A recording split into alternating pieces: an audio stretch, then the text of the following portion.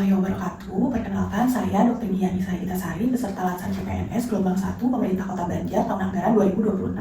Pada kesempatan kali ini, saya akan berbagi pengalaman mengenai pembelajaran sinkronus dan juga asinkronus. Pembelajaran sinkronus itu sendiri adalah pembelajaran yang dilakukan secara langsung melalui tatap muka menggunakan media virtual. Dalam hal ini kita menggunakan media Zoom meeting. Sedangkan pembelajaran asinkronus adalah pembelajaran yang dilakukan mandiri oleh masing-masing dari peserta Latsar itu sendiri dari bahan-bahan pembelajaran yang diberikan melalui media PowerPoint dan juga PPT. Untuk pembelajaran sinkronus dan juga asinkronus itu sendiri memiliki kelemahan dan kelebihannya masing-masing. Untuk kelebihan dari sinkronus yang pertama adalah kita dapat berinteraksi langsung dengan pemateri, kemudian dengan sesama peserta, dan juga kita dapat belajar secara lebih aktif lagi. Kemudian yang kedua adalah materi yang diberikan bisa lebih jelas, lebih lengkap, dan lebih menarik, jadi tidak cepat bosan. Kemudian kita juga dapat bertanya langsung kepada pemateri jika dirasa ada materi yang masih kurang bisa dimengerti. Kemudian pemahaman tentang materi bisa jauh lebih mendalam.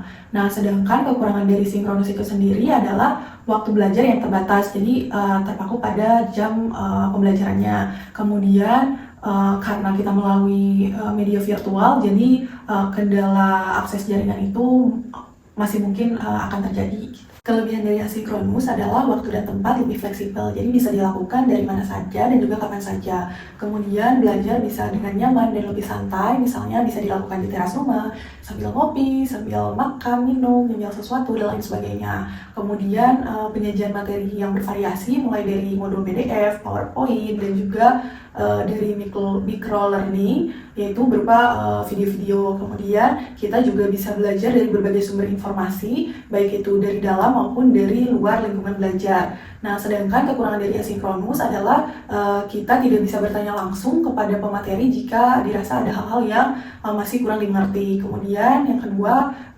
kita cenderung akan lebih mudah jenuh dan juga bosan karena pada saat membaca materinya itu dilakukan sendiri, dan karena bersifat satu arah jadi akan cenderung lebih kurang menarik. Kemudian selanjutnya adalah kita harus memiliki motivasi sendiri dan kemandirian dalam belajar agar bisa menyerap semua materi yang diberikan dengan baik.